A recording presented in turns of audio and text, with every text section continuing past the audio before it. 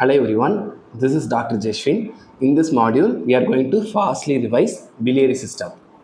So first we are going to enter the anatomy of biliary system. We have these two triangles, hepatocystic triangle and Calyx triangle. Both are two different triangles according to Bayesian law. So they can ask this question and they have previously asked this question. So before going into the triangles, we have to know the basic anatomy. So in this image, we know this is the common bile duct. Okay, common bile duct. This is the common hepatic duct. They divide into right and left hepatic ducts. This is the cystic duct, and the cystic duct, it gives the gallbladder. Okay, gallbladder. This is the biliary anatomy. Then the blood supply is, this is the proper hepatic artery. It is a branch of common hepatic artery. It gives right and left hepatic arteries. So this is the right hepatic artery. From the right hepatic artery, we have this cystic artery. Okay, this cystic artery. Cystic artery is a branch of right hepatic artery. This hepatocystic triangle. This hepatocystic triangle, from the name itself, we can understand it has something to do with liver. So the superior border, it is formed by the inferior surface of the liver. Okay, and the medial border, it is formed by the common hepatic duct, and the lateral border, it is formed by the cystic duct. This is the boundaries of the hepatocystic triangle. It has nothing to do with cystic artery. Cystic artery is a content of this hepatocystic triangle. Also, the lymph node of Lund, it is also a content of this hepatocystic triangle. Then we have this Calyx triangle. Calyx triangle, here the superior border, it is formed by the cystic artery. Okay, it is this Calyx triangle is a part of hepatocystic triangle. This cystic artery forms a superior border. Then medially we have the common hepatic duct, and laterally we have the cystic duct. These are the boundaries of Calyx triangle. The Calyx triangle, the content is the cystic lymph node of Lund. This is the first node that is involved in a something or some carcinoma related to gallbladder. Next, we are going to see about this Moynihan's hum. What is this Moynihan's hum? In the previous slide itself, we have seen this is the proper hepatic artery. It gives rise to right hepatic artery. From the right hepatic artery, we have this cystic artery. Okay, cystic artery. But what happens here is, this right hepatic artery, it has become tortuous. It has become tortuous and it is long, and it gives rise to a short cystic artery. Okay, the cystic artery has become short cystic artery. So what happens here is, inside the hepatocystic triangle, instead of cystic artery alone, here we have the right hepatic artery also. So during dissection, we will be ligating or we will be clipping the cystic artery. But after clipping the cystic artery also, what is there? This right hepatic artery is still there. So without knowing, we could damage this right hepatic artery and it may lead to bleeding. So this Moynihan's sum is an abnormality. Okay, we have to suspect this Moynihan's sum during dissection. Then we have this Pharyngean cap. Okay, what is this Pharyngean cap? See in this image, like this cap. Okay, in the cap mari, we'll be having this abnormality. Okay, this is a normal physiological abnormality. Surgery is not indicated for this condition. They can ask you, they have previously asked this image, they can ask you this image and they can ask you what is the management. There is nothing to do for this condition. Then we have this gallstone. There are three types of gallstone: cholesterol stone, mixed stone, and pigment stones. Pigment stones are usually most common in India. We have black pigment stones and brown pigment stone. Brown pigment stone, it is due to stasis of bile, whereas black pigment stone, it is due to hemolytic disorders. Any hemolytic disorders such as sickle cell anemia, hereditary spherocytosis, they lead to black pigment stones, whereas brown pigment stones, it is due to stasis, either due to any parasitic infections or due to total parental nutrition. Adanaala varakuriya stasis nala varakuriya stones are brown pigment stones. Okay, next we are going to see about the investigation of these gallstones. Okay, 90% of these gallstones are radiolucent. Okay, radiolucent. So ultrasound is the investigation of choice for these gallstones. whereas 90% of renal stones or urinary tract stones, they are radio opaque. So non-contrast CT, it is the investigation of choice in case of a renal stones. Also in case of any head injury also, this non-contrast CT, it is the investigation of choice. Then in case of a ultrasound, okay, ultrasound of a gallstone, how can we diagnose this? We can have this hyperechoic lesion. We have one hyperechoic lesion with the post acoustic shadow. This is suggestive of gallstone in case of an ultrasound. If there is no post acoustic shadow, if there is only this hyperechoic lesion, it is suggestive of a gallbladder polyp. So we can differentiate a gallbladder polyp from a gallbladder stone in case of an ultrasound. Also in case of a HIDA scan, we can have non-visualization of gallbladder. If they give these clues in the questions, we have to suggest, we have to come to a diagnosis that is a gallstone. 10% will be radio opaque, so they can be seen on X-ray also, X-ray CT also. There we can have this Mercedes-Benz sign. In the image we can have this Mercedes-Benz sign. Treatment is, if the patient is asymptomatic, we have to follow up with repeated ultrasounds. Okay, if the patient is symptomatic, we have to go for laparoscopic cholecystectomy. There is no term called open cholecystectomy. It is done only when there are any complications. Okay, if the patient is symptomatic, go with lap chole. Okay, lap chole. அதுக்கப்புறம் பண்ண முடியலனா we can go for open chole. Okay, what are the medical management for this gallstone? We can give ursodeoxycholic acid, UDCA ன்னு சொல்லிட்டு ஒரு drug கொடுக்குறோம்ல, ursodeoxycholic acid or chenodeoxycholic acid can be given. What are the indications for giving a medical management in case of a gallstone? Gallstone இருந்தாலே most common we have to do a lap chole. எப்பப்ப we can do a medical management. Okay, if there is a single stone, only one stone, if it is less than 20 millimeter, 2 centimeter கீழ தான் அந்த ஸ்டோனோட size இருக்கு. If there is a single stone plus the stone is a radiolucent stone plus there are no acute symptoms, pain எதுவுமே இல்லை, plus the gallbladder is functional, இந்த நாலும் இருந்தா மட்டும்தான் we have to go with the medical management.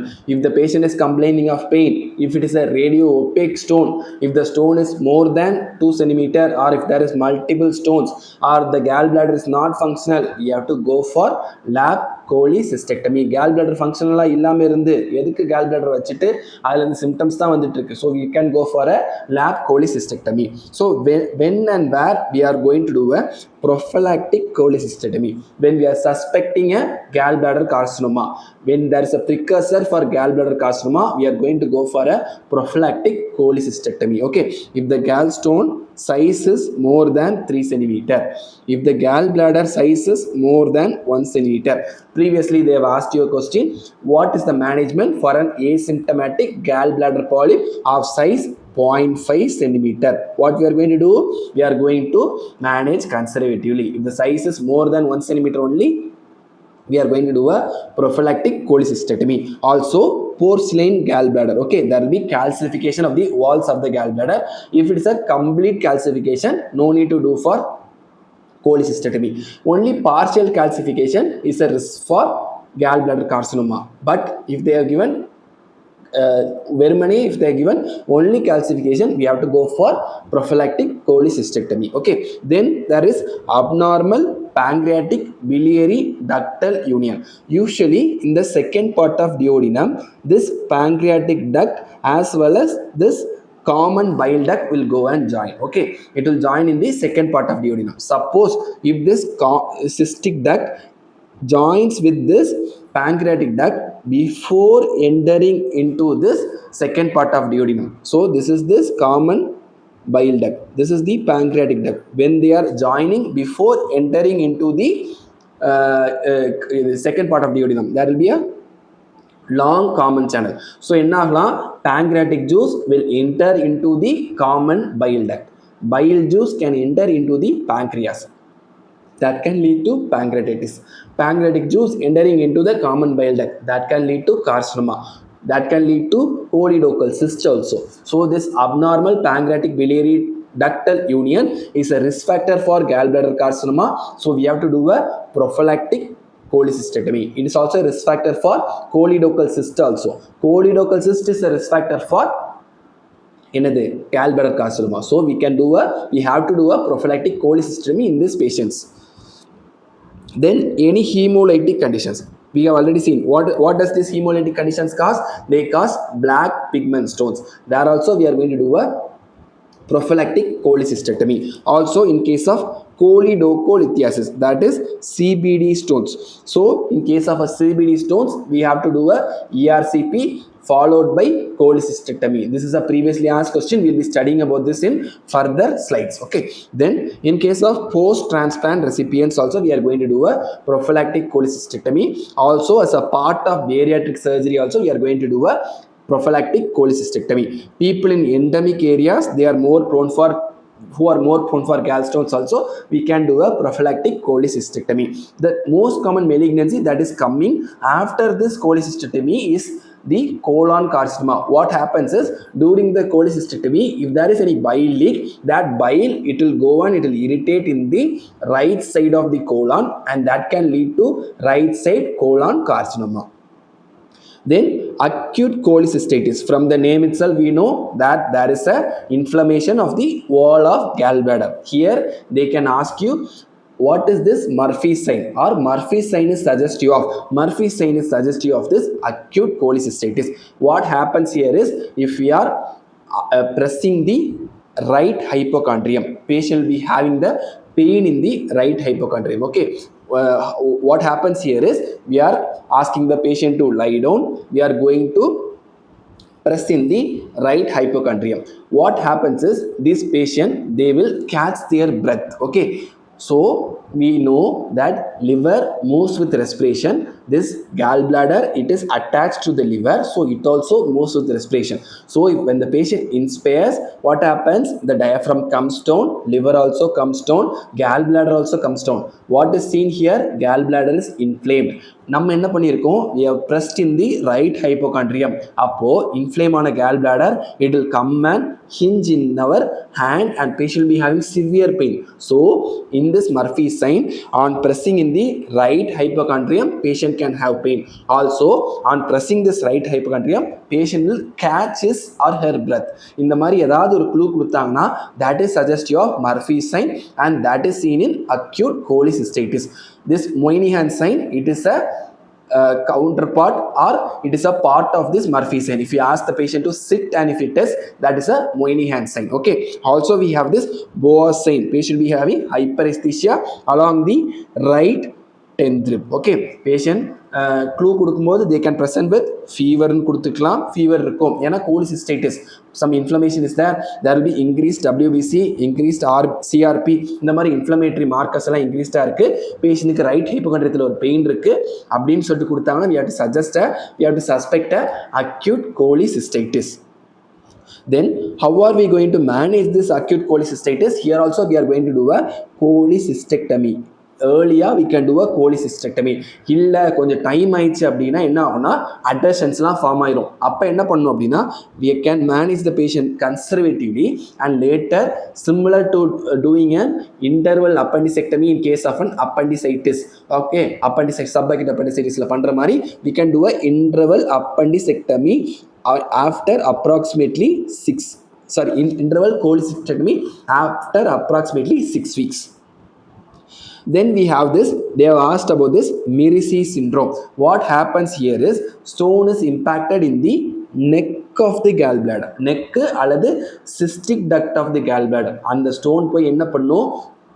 Stone வந்து எங்கே இருக்குது? நெக்கில் இருக்கனால அந்த நெக்கு போய், நெக்கில் ஒரு பெரிய ஸ்டோன் இருக்கும்போது அந்த நெக்கு போய் என்ன பண்ணுது?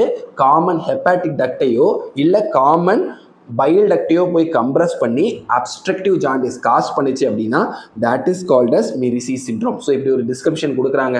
ஸ்டோன் வந்து நெக்கில் இருக்குது, அந்த ஸ்டோன் போய் காமன் பைல் டக்டையோ காமன் ஹெப்பாட்டிக் டக்டையோ போய் கம்ப்ரஸ் பண்ணிச்சு அப்படின்னா, they will form a that is called as a Mirici syndrome. They will form an obstructive jaundice. Also இந்த ரெண்டு பேர் ஒட்டுதுல, அப்போ அங்கே adhesion வந்து there can be a communication between the common bile duct or common bile duct க்கும் இந்த கேல் பிளாடருக்கும் நடுவில் fistula form ஆகலாம், ஒரு கனெக்ஷன் ஃபார்ம் ஆகலாம், அல்லது காமன் ஹெப்பாட்டிக் டக்ட்டுக்கும் இதுக்கும் நடுவில் ஒரு ஃபிஸ்டுலா ஃபார்ம் ஆகலாம். Okay, that is a complication அல்லது that is a stage 5 of வேரிசி syndrome. How are we going to manage this is we can do a lap chole. First lap chole gallbladder remove பண்ணிட்டு ஃபிஸ்டுலாவை repair பண்ண போகிறோம். Suppose ரொம்ப அடெஷனாக இருந்துச்சுன்னா Khel bladder remove பண்ணோம் அப்படின்னா என்ன ஆகும், சிபிடி சிஹெச்டியில் அட்டாச் ஆயிருக்கு. அப்போ it can lead to rupture அல்லது இன்ஜுரி டு தி சிபிடி அல்லது சிஹெச்டி. அப்போ என்ன பண்ணுறோம், partial cholecystectomy is done in that cases. Next is gallstone ileus. Okay, from the name itself we can see there is an ileus, there is a bowel obstruction that is caused due to gallstone. It is also called as Bowreth syndrome. Bowreth syndrome. இங்க என்ன நடக்குது அப்படின்னா there is a communication, there is a fistula formed between the gallbladder and the bowel. எந்த இடத்துல most common form ஆகுது அப்படின்னா in the first part of duodenum. First part of duodenumல there is a cholecystoenteric fistula. அதாவது biliary ட்ராக்டுக்கும் bowel சிஸ்டத்துக்கும் நடுவில் ஒரு கம்யூனிகேஷன். அதனால பிலியரி ட்ராக்டில் கேல் பிளாடரில் இருக்கக்கூடிய stone it enters into the most commonly first part of duodenum. அப்படி போய் நேரோவஸ்ட் பார்ட் எங்கே, டெர்மினல் இலியத்தில் மோஸ்ட் காமனாக மாட்டி என்ன காஸ் பண்ணுது, பவல் அப்ஸ்ட்ரக்ஷன் காஸ் பண்ணுது. இது என்ன triad, we have this Rigler's triad. Okay, Rigler's triad. So என்ன பார்த்தோம், இலியஸ். ஸோ அப்போ வந்து பவல் அப்ஸ்ட்ரக்ஷனோட ஃபீச்சர்ஸ் இருக்கும். So there is dilated bowel number 1. number 2 அந்த gallstone வந்து எங்க போய் மாட்டுது, பவல்ல எங்கயாவது ஒரு இடத்துல போய் மாட்டுது. மோஸ்ட் காமனா terminal ileum. here we can see the ectopic gallstone number 2. இப்போ என்னாச்சு, பிலியரி சிஸ்டத்துக்கும் பவல் சிஸ்டத்துக்கும் நடுவில் ஒரு கம்யூனிகேஷன் ஃபார்ம் ஆயிடுச்சு. பவலில் என்ன இருக்கும், கேஸ் இருக்கும். அந்த கேஸ் வந்து பிலியரி சிஸ்டத்தில் போச்சுன்னா என்ன ஆகும், they will be presenting with pneumobilia, accumulation of air in the biliary tract. Investigation of choice என்னன்னா CECT, CECT investigation of choice. How are we going to manage, laparotomy பண்ணிட்டு என்ன பண்ண போறோம், எங்க அந்த ஸ்டோன் இருக்கோ அதை பார்த்து என்ட்ராட்டமி பண்ணி ஸ்டோனை வெளியே எடுத்துட்டு we are going to suture. Suppose peritonitis associated ஆயிருந்துச்சுன்னா we are going to resect and anastomose.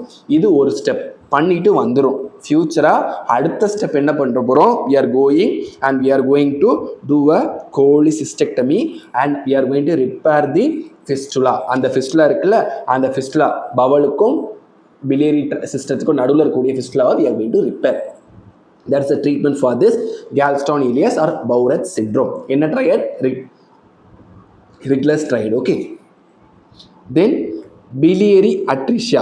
From the name itself we can see there is an atresia in the biliary tract. Okay, we know this is the common bile duct. From there we have the cystic duct.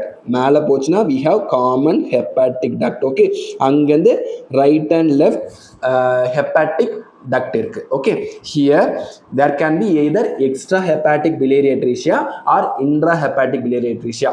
பவலுக்கு லிவருக்கு உள்ள நடந்துச்சுன்னா intrahepatic, அதுக்கு வெளியே இருந்துச்சுன்னா extra hepatic. அதில் 3 type இருக்கு. Type 1 பார்த்தோம்னா if common bile duct வந்து அட்ரட்டிக் ஆயிடுச்சு, இந்த இமேஜ்ல இருக்குல்ல, அப்படின்னா தட் இஸ் டைப் 1. இந்த கிளாசிஃபிகேஷன் பேரு கசாய்ஸ். இந்த ட்ரீட்மெண்ட்லயும் கசாய் வரப்போகுது, KASAI. ரிமெம்பர், கசாய்னு வந்தாலே remember biliary atresia. Kasai's classification is for biliary atresia. Type 1ல common bile duct is getting atretic. Type 2ல வந்து common hepatic duct will be getting atretic. அதை தாண்டி அசோசியேட்டடா கேல் பிளாடர் எப்படி இருக்கு, காமன் பைல் டக்ட் எப்படி இருக்குன்றத பொறுத்து அது 2 டைப்பாக வரப்போகுது. In type 2A only the common hepatic duct is getting atretic. டைப் 2Bல காமன் ஹெப்பாட்டிக் டக்டும் அட்ரெட்டிக்காக இருக்கு, சிஸ்டிக் டக்டும் அட்ரெட்டிக்காக இருக்கு, காமன் பைல் டக்டும் அட்ரெட்டிக், என்டையர் எல்லாமே அட்ரெட்டிக்காக இருக்கு. ஆனால் right and left hepatic duct வந்து அப்படியே தான் இருக்கு. Next Kasai's type 3. இதில் என்ன அப்படின்னா அந்த ரைட்டு லெஃப்ட் அதுவும் சேர்ந்து அட்ரெட்டிக்காக இருக்கு, அதான் type 3. Okay, type 3. So type 1ல வந்து சிபிடி மட்டும் அட்ரெட்டிக்காக இருக்கு, டைப் 2ல காமன் ஹெப்பாட்டிக் டக்ட் அது கூட அசோசியேட்டடாக இது இருக்குன்னு பொறுத்து டைப் 2A டைப் 2B. அடுத்து பார்த்தோம் அப்படின்னா எல்லாமே common hepatic duct, cystic duct, common bile duct, அப்புறம் right and left hepatic duct எல்லாமே அட்ரெட்டிக் ஆச்சுன்னா டைப் 3. ஓகே, இதில் எப்படி வந்து க்ளூ கொடுப்பாங்க அப்படின்னா பேஷண்ட் வந்து 1 வீக்லேயே அல்லது 2 வீக்ஸ்க்குள்ளேயே பேஷண்ட் வந்து ஜாண்டிஸோட ப்ரெசென்ட் பண்ணுறாங்க அப்படின்னா we can suspect a biliary atresia. We can suspect a biliary atresia previously asked. அப்புறம் associated conditions they have previously asked. என்ன இருக்கலாம் அப்படின்னா some cardiac lesions can be there, extra spleen can be there, polysplenia, அப்புறம் வந்து சைட்டஸ் இன்வெர்டஸ். So டெக்ஸ்ட்ரோகார்டியா இருக்கலாம், heart திரும்பி இருக்கலாம், அப்புறம் வந்து பவல் எல்லாமே திரும்பி இருக்கலாம், சைட்டஸ் இன்வெர்டஸ் லிவர் வந்து ஆப்போசிட் சைடில் இருக்கலாம். Also there can be absent vena cava. இது எல்லாமே associated conditions to that of a biliary atresia. They were also asked about the investigation. More specific and more sensitive investigation வந்து MRCP. ஏன்னா MRCP we can find the anatomy of the biliary ducts.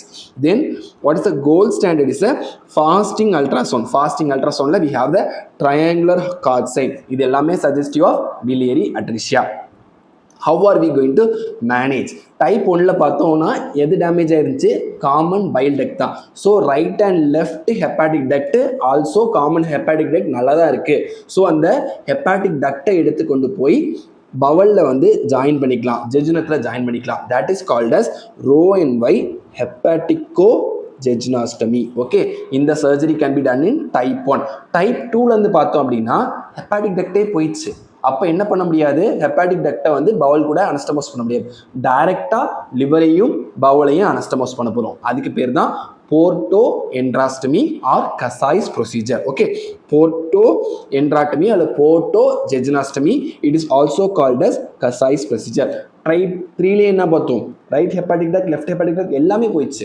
So we have to do a Kasai's procedure in case of type 2 and type 3 biliary atresia. In case of an intrahepatic biliary atresia, no other go, you have to go for a transplant. Okay, this is the management of biliary atresia. Then gallbladder carcinoma, they have previously asked a image. Okay, image of this gallbladder carcinoma. இதை இந்த image கொடுத்து they have asked you to diagnose. ஒரு gallbladderல இந்த மாதிரி ஒரு lesion கொடுத்து they have asked you to diagnose what is this, that is a gallbladder carcinoma. இதில் வந்து நம்ம prophylactic surgery பண்ணுவோம்ல, prophylactic cholecystectomy பண்ணுவோம்ல, gallstone more than 3 cm, gallbladder polyp more than 1 cm, porcine gallbladder with partial calcification, abnormal pancreatico-biliary ductal junction, இது அப்புறம் வந்து கோலிடோக்கல் cyst எல்லாமே என்னது? they are risk factors for gallbladder carcinoma. அதை தாண்டி typhoid, chronic typhoid carriers is also a risk factor. அப்புறம் primary sclerosing cholangitis, that is a risk factor. Okay, what is this primary sclerosing cholangitis? Okay, from the name itself we can see that is an inflammation. Okay, that's an inflammation and destruction of intrahepatic and extrahepatic bile duct. Okay, primary sclerosing cholangitis. என்ன பாது? sclerosing that is constriction or stricture மாதிரி form ஆக போகுது. Okay, so இந்த file ductile அங்கங்கே என்ன ஆகுது? Stricture மாதிரி ஃபார்ம் ஆகுது. So that can give rice to a பீடட் appearance. Okay, இது நார்மலாக இருக்குது, நடுவில் ஸ்ட்ரிக்சர் இருக்குது, நார்மலாக இருக்கும், நடுவில் ஸ்ட்ரிக்சர் வரும். ஸோ இந்த மாதிரி beaded appearance in case of a bile duct, அது வந்து ஒரு எம்ஆர்சிபியில் தெரிஞ்சிச்சு அப்படின்னா, or in case of an ERCP. How are we going to differentiate whether it is an MRCP or ERCP?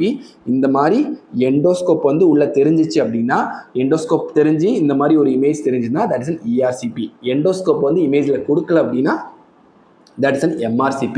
So இதில் if there is a stricturing and bleeding of the bile ducts, it is suggestive of primary sclerosing cholangitis. It is usually associated with inflammatory bowel disease. அதுவும் பர்டிகுலராக எங்கே? ulcerative colitis. If this primary sclerosis is associated with this inflammatory bowel disease, that is more prone for developing a gallbladder carcinoma. Okay, also liver biopsy எடுத்தோம்னா we can see onion skinning. Also இந்த இதில் என்ன clue கொடுக்கலான்னா, patient ஃபீவரோட present பண்ணுறாங்க, right Appar quadrant பெயினோட present பண்ணுறாங்க, ப்ரூரைட்டிஸ் இருக்குது, obstructive features, ப்ரூரைட்டிஸ் இருக்குது, jaundice இருக்குது, wait லாஸ்லாம் இருக்குது, கூட சேர்த்து இந்த எம்ஆர்சிபி அல்லது இஆர்சிபி இமேஜ் கொடுத்தாங்க. மறுபடியும் கேட்டாங்க அப்படின்னா that is primary sclerosing cholangitis. So clinical features பார்த்தோம்னா, கேல்பிளடர் கார்சினோமாக்கு என்ன க்ளூ கொடுப்பாங்கன்னா, லேட்டாக தான் present ஆகும், லேட்டாக மாஸ் present ஆகுது, லேட்டாக ஜாண்டிஸ் present ஆகுது. இது எல்லாமே suggestive of gallbladder carcinoma. Okay, அதுக்கப்புறம் gallbladder carcinoma stagingல they have asked a question. Suppose if the liver is involved, அது என்ன ஸ்டேஜிங் சொல்லிட்டு, என்ன TNM ஸ்டேஜிங் சொல்லிட்டு கேட்டிருக்காங்க. Okay, so here we have TNM மாதிரி நார்மல் பிரஸ்ட்ல TNM ஸ்டேஜிங் மாதிரி தான். இதில் வி ஹாவ் T1. ஓகே, T1ல வந்து இஃப் லாமினா ப்ராப்ரியா வரைக்கும் இன்வால்வ் ஆச்சுன்னா T1A. அதே இது if it is involving the muscularis layer, that is T1B. T1A B அப்பவே மேனேஜ்மெண்ட் வேரி ஆயிடுது. ஓகே, T1A வரைக்கும் if we are suspect the gallbladder carcinoma, if it is involving up to the lamina propria, just என்னது cholecystectomy is enough. Okay, இதை மட்டும் ஞாபகம் வச்சுக்கோங்க. if suppose muscular layer involve ஆயிடுச்சுன்னு சொல்லிட்டாங்க அப்படின்னா we have to do a radical or extended cholecystectomy. gallbladder அப்புறம் part of liver வந்து எந்த லிவர் வந்து gallbladder கூட கனெக்ஷனாக இருக்கும் 4B அப்புறம் வந்து 5 தான் மோஸ்ட் காமனாக இருக்கும். ஓகே, அந்த பர்டிகுலர் செக்மெண்ட் எடுக்க போகிறோம். Or it is called as a wedge hepatectomy. அந்த பர்டிகுலர் லிவரை வந்து நம்ம ரிமூவ் பண்ணிடுறோம், gallbladder ரிமூவ் பண்ணிடுறோம், கூட சேர்த்து பக்கத்தில் லிம்ஃப் நோட்ஸ் இருந்துச்சுன்னா லிம்ஃப் நோட்ஸையும் ரிமூவ் பண்ண போகிறோம். சிபிடி இன்வால்வ் ஆச்சுன்னா சிபிடியும் சேர்த்து ரிமூவ் பண்ணிட்டு அதுக்கு ஏத்தாப்புல அனஸ்டமோசிஸ் பண்ண போகிறோம். This is extended or radical cholecystectomy. எப்போ பண்ண போகிறோம்? Suppose muscle layer of gallbladder involve ஆச்சுனாலே இதை பண்ண போகிறோம், muscularis propria layer. Okay, suppose serosa involve ஆச்சுன்னா தட் இஸ் T2. அதுக்கும் என்ன மேனேஜ்மெண்ட்? எக்ஸ்டெண்டட் கோலிசிஸ்டெக்டமி. அடுத்து T3ல வந்து என்ன ஆக போகுது? gallbladder கூட சேர்த்து எனி லிவர் இன்வால்மெண்ட் அல்லது ஏதாவது ஒரு extra hepatic liver involvement. Okay, either ஸ்டொமக்கோ டியோடினமோ ஏதாவது ஒரு பார்ட் இன்வால்வ் பண்ணால் கூட we can go for extended or radical cholecystectomy. அதையும் தாண்டி more than 2 structures இன்வால்வ் ஆச்சுன்னா அப்போ சர்ஜரி பண்ண முடியாது, you have to go for chemotherapy. இதில் எப்படி கொடுப்பாங்க அப்படின்னா you have done a lap cholecystectomy பண்ணி முடிச்சுட்டு பெத்தாலஜிக்கு வந்து அனுப்புகிறோம். அமுச்சு பார்க்கும்போது பத்தாலஜியில் வந்து லாமினா ப்ராப்ரியா வரைக்கும் இன்வால்வ் ஆயிருக்கு, அதாவது T1A வரைக்கும் இன்வால்வ் ஆயிருக்கு. இப்போ how are we going to further manage எப்படி பண்ண போகிறோம் அப்படின்னு சொல்லிட்டு கேட்பாங்க. என்ன பண்ண போகிறோம்? we are not going to do anything, we are just going to follow up the patient. Suppose அதே பேஷண்ட்க்கு இதே மாதிரி பெத்தாலஜி அனுப்புகிறாங்க, அமுச்சு வரும்போது வந்து மஸ்குலாரிஸ் லேயர் இஸ் இன்வால்வ், அதாவது மஸ்குலாரிஸ் ப்ராப்ரியா இஸ் இன்வால்வ், சீரோஸா இன்வால்வ். என்ன பண்ண போகிறோம்? we have to again enter and we are again going to do a surgery. we are going to do an extended or radical cholecystectomy is done. Okay, இந்த மாதிரி question கேட்டாங்கன்னா இந்த மாதிரி answer பண்ண போகிறோம். ஓகே, தென் லாப்ரோஸ்கோபி பற்றி பேசிக்காக பார்க்க போகிறோம். What is the gas that is used in order to create a pneumoperitoneum. So ஒரு லாப்ரோஸ்கோப்பியில் ஃபஸ்ட் என்ன பண்ணணும்?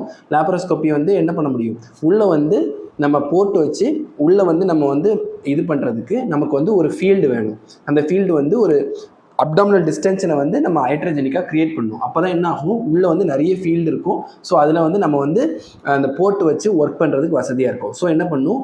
ஹைட்ரஜெனிக்காக we are going to create a நியூமோபெரிட்டோனியம். கேஸை இன்சர்ட் பண்ணணும். என்ன கேஸ் இன்சர்ட் பண்ணுவோம்னா carbon di oxide is inserted inside. Suppose உள்ள insert பண்ணும்போது இந்த carbon di oxide if it goes and if it enters the vessels, patient can go for desaturation, அதாவது oxygen level can decrease, BP can fall and patient can go for death. Okay, so it's a life threatening condition. So இந்த மாதிரி கொஸ்டின்ல previously ask பண்ணி கேட்டிருக்காங்க.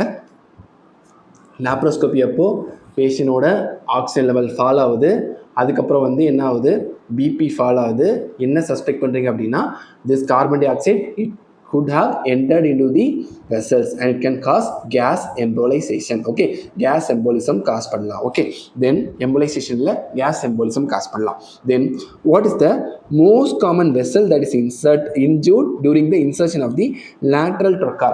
So first வந்து ஸ்கோப்புக்குள்ள trocar insert பண்ணுவோம். அடுத்து under the visualization of this and the scope மூலமா under the visualization we are going to enter with the lateral trocar. அது இன்சர்ட் பண்ணும்போது என்ன ஆகும்? there can be injury to the vessels. அப்போ என்னென்ன வெசல் வந்து இன்வால்வ் ஆகும் அப்படின்னா superior or inferior epigastric vessels can be injured. Okay, also அந்த நியூமோபெரிட்டோனியம் கிரியேட் பண்ணுறதுக்கு முன்னாடி உள்ள இன்சர்ட் பண்ணுறதுக்கு either we can go with open method or closed method. Okay, open or closed method. For open method we are going to use a Hassens trocar. What is this open method? அம்பிளிகஸ்க்கு கீழே நம்மளே incision போட்டு டில் peritoneum வரைக்கும் open பண்ணிட்டு அதுக்கப்புறம் வந்து open under visualisation we are going to insert the trocar. என்ன trocar insert பண்ண போகிறோம்? இந்த Hassens trocar இன்சர்ட் பண்ண போகிறோம். This is open method. இல்லை க்ளோஸ்ட் மெத்தட் அப்படின்னா ஒரு சின்னதாக ஒரு இன்சிஷன் ஸ்கின்ல மட்டும் போட்டுட்டு closed உள்ள வரைக்கும் பார்க்காம blindா we are going to insert this Veery's needle. This Veery's needle, it is used in the closed method of creating a pneumoperitoneum. Okay, so இதில் வந்து என்ன பண்ணுறோம்? இன்சர்ட் பண்ணுறோம். மசில் வரைக்கும் போனதுக்கப்புறம் அப்டாமனை பிடிச்சி தூக்கி பிடிச்சிட்டு தென் we are going to insert. ஒரு சவுண்ட் கேட்கும், ஒரு பாப் சவுண்ட் கேட்கும். அப்படின்னா அர்த்தம் உள்ள பெரிட்டோனியத்துக்குள்ளே போயிட்டோன்னு அர்த்தம். Okay, how are we going to confirm? என்ன கன்ஃபார்ம் பண்ண முடியும்னா இது வழியாக if you insert a drop of saline, அந்த சலைன் வந்து உள்ளே இழுத்துக்கிச்சு அப்படின்னா என்ன அர்த்தம்? அது உள்ள அப்டாமினல் கேவிட்டிக்குள்ளே தான் இருக்குன்னு அர்த்தம். சப்போஸ் இதை இன்சர்ட் பண்ணும்போது என்ன ஆகுது? அது வந்து உள்ளே போகாமல் சப்குட்டேனியஸ் லேயருக்குள்ளே போச்சு அப்படின்னா என்ன ஆகும் அப்படின்னா அப்டாமினல் ப்ரெஷர் அது பாட்டுக்கு கூட்டிகிட்டே போயிட்டே இருக்கும். அப்டாமினை தொட்டு பார்த்தோன்னா கிரெப்பிட்டஸ் வந்து கேட்கும். ஸோ இந்த மாதிரி ஆச்சு அப்படின்னா we have to suspect that and the trocar, it has not entered into the abdominal cavity, it has entered into the subcutaneous space. Okay, இது இப்போ ரீசெண்டாக கேட்ட FMG question. Okay, then what is the most common complication following a lap cholecystectomy? That is steatorrhea. இதுவும் previously asked question. They have asked image based question. இதை காமிச்சு what is this ன்னு கேட்டிருக்காங்க. That's a Veery's needle. It is used for closed method of creating a pneumoperitoneum. Then in the angles, so they have previously asked what is this manipulation angle, what is this azimuth angle, what is this elevation angle. Okay, என்னன்னா நம்ம Powell இருக்குல்ல, பவல்லேருந்து நம்மளுடைய இந்த board இந்த இது instruments எல்லாம் எவ்வளோ ஆங்கிளில் மேலே பார்த்து இருக்கோ, இது பவல்னு வச்சுக்கோங்க, படுக்க வச்சுருக்கோம், அதுலேருந்து எவ்வளோ ஆங்கிளில் இருக்குது, this is called as elevation angle. The angle between two working ports is called as a manipulation angle. Okay, the angle between the scope, நடுவில் வந்து umbilical port வழியா ஸ்கோப் போடுவோம்ல, அந்த ஸ்கோப்புக்கும் இன்ஸ்ட்ருமெண்ட்டுக்கும் நடுவில் இருக்க angle is called as azimuth angle. They can ask this also, so remember this. Then we are going to see about என்னது choledochal cyst. Choledochal cystic என்ன classification?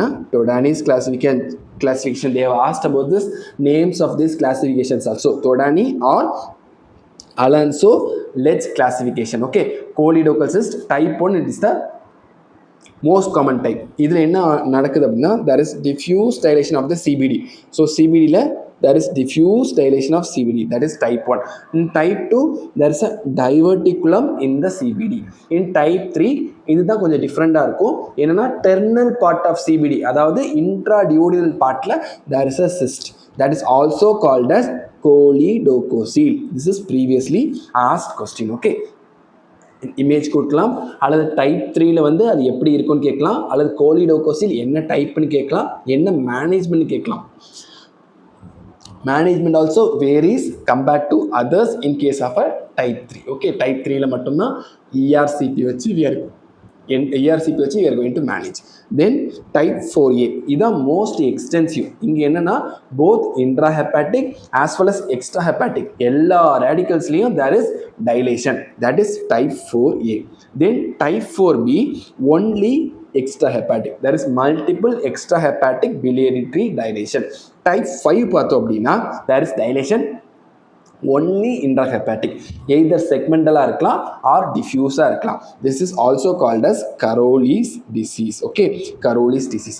இதுக்கு மேனேஜ்மெண்ட் பார்த்தோம் அப்படின்னா மேனேஜ்மெண்ட் என்ன பண்ணும் அப்படின்னா இந்த சிஸ்டம் வந்து ரிமூவ் பண்ண போகிறோம், ரிமூவ் பண்ணிவிட்டு பிலியரி ட்ரீயோட ட்ரைனேஜை வந்து அந்த கண்டினியூட்டி வந்து மெயின்டைன் பண்ணணும்.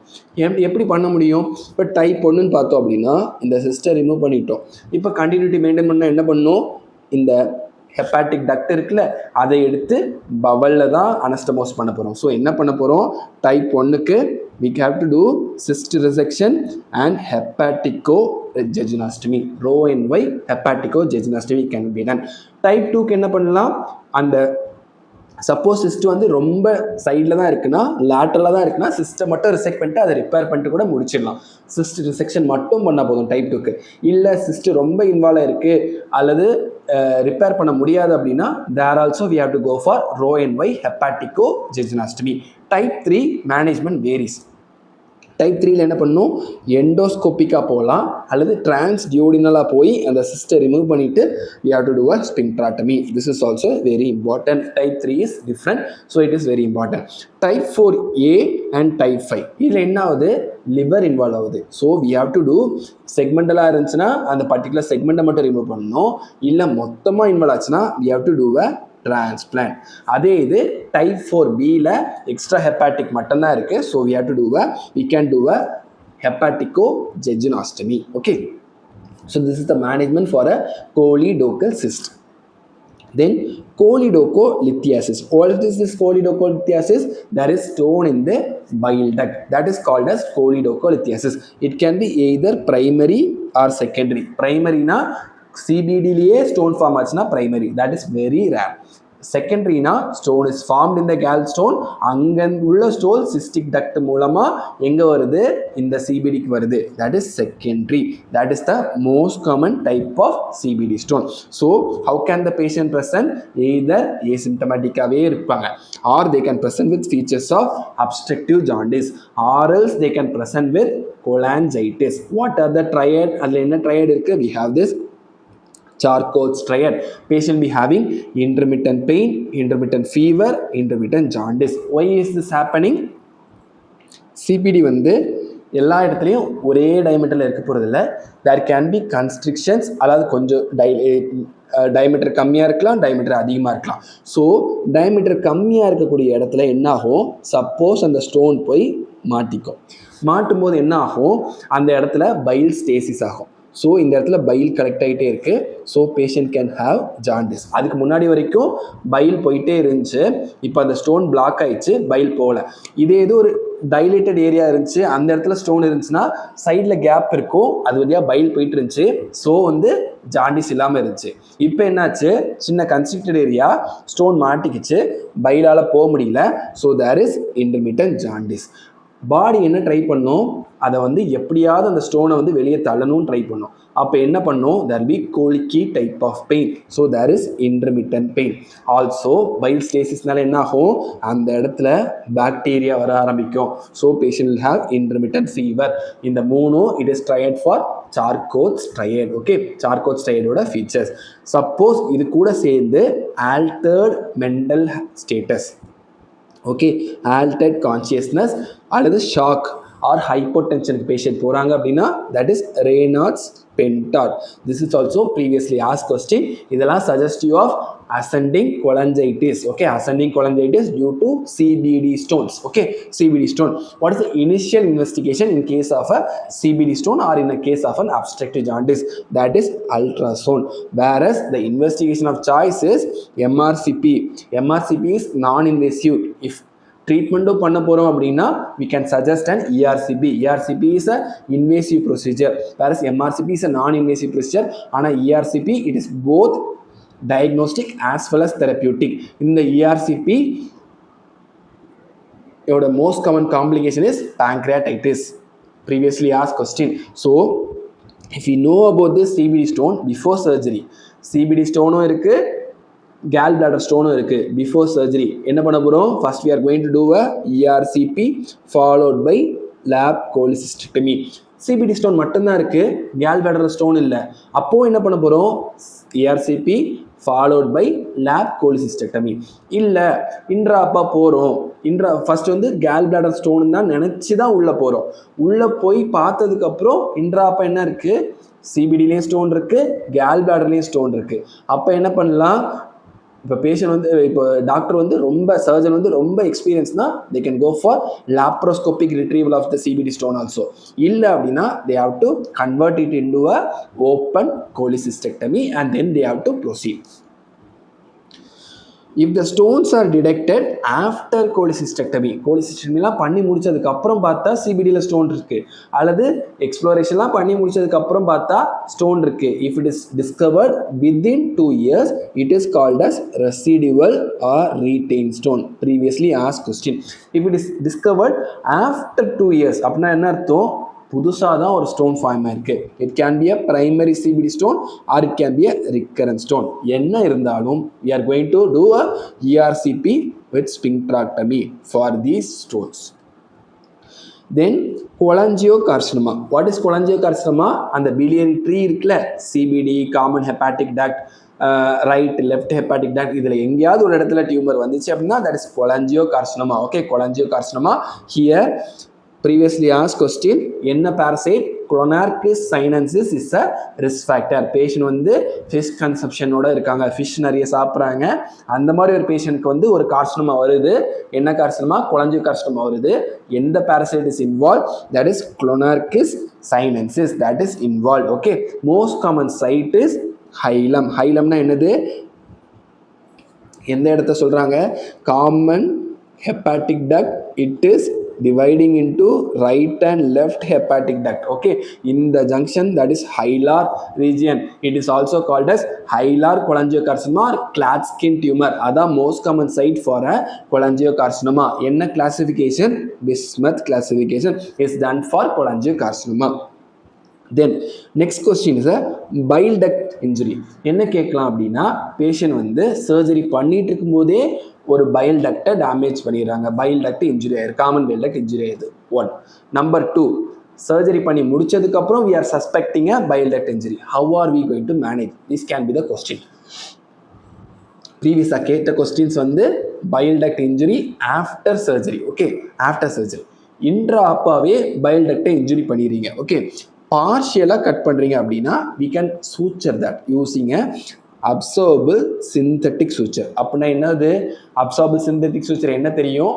இட் கேன் பி வைக்கிள் வச்சு we can suture. நாட் வந்து எங்கே பிளேஸ் பண்ணுறோம்? Outside the duct. உள்ளே பிளேஸ் பண்ணிட்டோம் அப்படின்னா that can lead to stone formation. அடுத்து பார்த்தோம்னா கம்ப்ளீட்டாக டிரான்செக்ட் ஆயிடுச்சு, கம்ப்ளீட்டாக கட் ஆயிடுச்சு அப்படின்னா ஒரு டி டியூப் மட்டும் கனெக்ட் பண்ணி வெளியே வச்சுட்டு we can anastomose over that. Okay, number 2. Suppose cut ஆயிடுச்சு, ரெண்டையும் வந்து ஜாயினே பண்ண முடியல, ரொம்ப தூரத்துக்கு இருக்கு, என்ன பண்ண போகிறோம்? டிஸ்டல் என்ன பண்ணலாம் அப்படின்னா டிஸ்டல் எண்டை சூச்சர் பண்ணிடுறோம். டிஸ்டல் எண்டை அப்படியே விட்டு சூச்சர் பண்ணிடுறோம். Proximal end common hepatic duct இருந்துச்சு அப்படின்னா அதை வந்து என்னது? ஜெஜினம் கூட சேர்த்து விடலாம். That is hepaticojejunostomy. இல்லை காமன் ஹெப்பாட்டிக் டக்டை வந்து அல்லது ஹெப்பாட்டிக் டக்டை வந்து அனஸ்டமோஸ் பண்ண முடியலன்னா டைரெக்டாக என்னது? பவலை கொண்டு போய் லிவர் கூட அனஸ்டமோஸ் பண்ணிடலாம். Portoenterostomy. Either hepatico or choledocho jejunostomy is done. Okay, either டைரெக்டாக லிவர் கூடயோ இல்லை கோலிடோக்கோ, அதாவது காமன் பைல் டக்ட் அல்லது காமன் ஹெப்பாட்டிக் டக்டையோ கொண்டு போய் பவல் கூட சேர்த்து அனஸ்டமோஸ் பண்ணிக்கலாம். இதெல்லாம் இன்ட்ரா அப்பா. Suppose if there is bile leak and duct injury after surgery. Okay, after surgery drain வச்சுருக்கோம், ட்ரெயினில் வந்து பேஷண்ட் ஸ்டேபிளாக இருக்காங்க, less than 100 ml பைல் வந்து லீக் ஆகுது, ஆனால் பேஷண்ட் நல்லா ஸ்டேபிளாக இருக்காங்க அப்படின்னா we can observe. If the patient is presenting to you less than 2 days, 2 daysக்குள்ளே present பண்ணுறாங்க, பேஷண்ட் ஸ்டேபிளாக இருக்காங்க, ஆனால் நிறைய பைல் வருது, you are doing an ultrasound, உள்ளே பார்த்தா நிறைய கலெக்ஷன் இருக்குது, மோர் தேன் 100 ml கலெக்ஷன் இருக்குது அப்படின்னா we have to do a re-exploration and repair. What is the investigation of choice? Ultrasound வந்து ஃபர்ஸ்ட் இன்வெஸ்டிகேஷன். கரெக்டாக உள்ள பைல் டக்ட் இன்ஜுரி ஆயிருக்கா என்னன்னு சொல்லிட்டு பார்க்க அனாட்டமி பார்க்கறதுக்கு we can go with MRCP.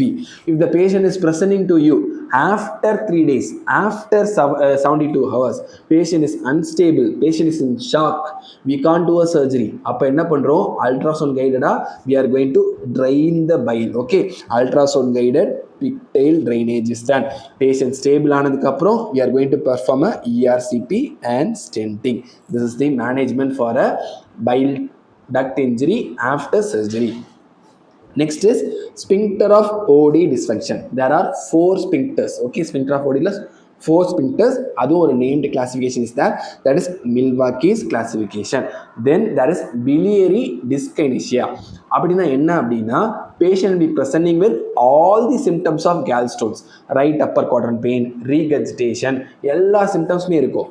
Ultrasound பண்ணி பார்த்து அல்லது இல்லை இன்வெஸ்டிகேஷன் பண்ணி பார்த்தா there won't be any stones. Presence of the gallstone like symptoms. Without gallstone it is called as biliary dyskinesia. How are we going to diagnose? We are going to diagnose using a CCK stimulated HIDA scan.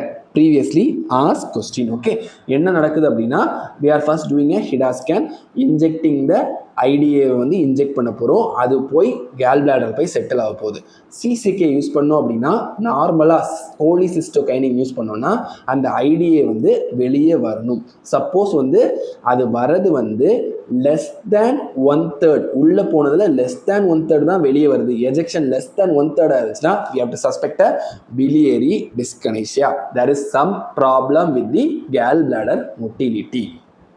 Then biliary injury or stricture. What is the classification called? It is called as Strasberg classification. Strasberg classification. Okay, it is previously asked question. It can be asked again. Type A வந்து previously asked and type C is also previously asked. What is this type A? If they are given, if there is a cystic duct like leak இருக்கு, or else duct of Luska. What is this duct of Luska? Cystic duct வந்து Khel bladder கூட connection இருக்கு. Suppose இந்த Khel bladder வந்து எங்க இருக்கு, liver bed இருக்குல்ல, அந்த இடத்துல இந்த கேல் பிளாடருக்கு வந்து ஃப்ரம் த லிவர் ஒரு பிலியரி ராடிக்கல் வந்து எக்ஸ்ட்ரா கனெக்ஷன் இருக்கு அப்படின்னா that is called as duct of Luska. அது நமக்கு தெரியாம நம்ம கேல் பிளாடரை மட்டும் எடுக்கும்போது ரெண்டுக்கும் உள்ள கனெக்ஷன் வந்து கட்டாயி there can be leak. That is type 1. Okay, type A. Okay, type A. Type 2 பார்த்தோம்னா if there is an occlusion of part of biliary tree, usually aberrant extra right hepatic arteryல ஒரு அக்ளூஷன் நடக்குது அப்படின்னா that is type B. Suppose அதே இடத்துல அந்த aberrant right hepatic artery வந்து cut ஆகி அதுலேருந்து லீக் வருது அப்படின்னா that is type C. Okay, type C previously asked question. Type B ல there is only occlusion. அது அக்ளூட் ஆயிடுச்சு, அந்த இது அக்ளூட் ஆகி அதனால வரக்கூடிய injury is bile duct injury type B. Suppose அதுலேருந்து லீக் ஆகுது அப்படின்னா that is type C. Type D பார்த்தோம் அப்படின்னா மெயின் காமன் ஹெப்பாட்டிக் டக்ட்லேயே ஒரு லேட்ரல் இன்ஜுரி நடக்குது, லேட்ரலில் ஒரு ப்ளீட் நடக்குது, ஒரு இன்ஜுரி ஆகி அதுலேருந்து ப்ளீட் ஆகுது அப்படின்னா that is type D. Type D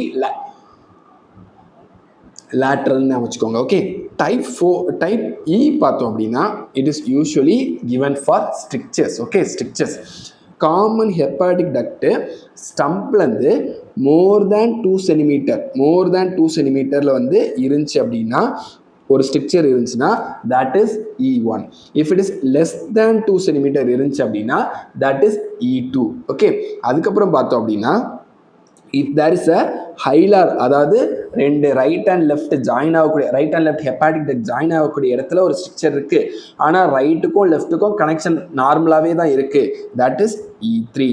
suppose அந்த கனெக்ஷனும் போய் அந்த ஹைலார் ரெண்டும் சேரக்கூடிய இடத்துலையே ஒரு ஸ்ட்ரக்சர் இருக்குது, ரைட்டுக்கும் லெஃப்ட்டுக்கும் கனெக்ஷனே இல்லை அப்படின்னா தட் இஸ் E4. ஓகே, அடுத்து பார்த்தோம் அப்படின்னா involvement of the aberrant right segmental hepatic artery. In the right segmental hepatic artery without any stricture, that is E5. Okay, that is E5. இதுதான் Strasberg classification.